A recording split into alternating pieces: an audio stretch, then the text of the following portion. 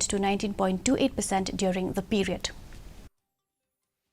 The president of Hnyf National Youth Front, Saron, has opposed the demand to shift winter capital from Shillong to Tura. Bla expressed strong opposition, terming the idea as unacceptable. He explained that Meghalaya, being a small state, should be managed effectively without the need for shifting capitals.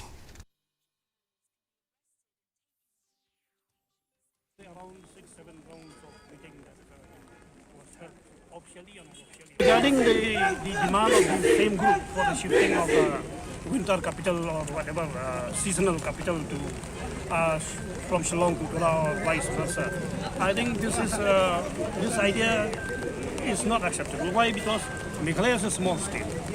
It's a small state. I mean, if the whole of Indian Union can be managed from Delhi without shifting of any capital.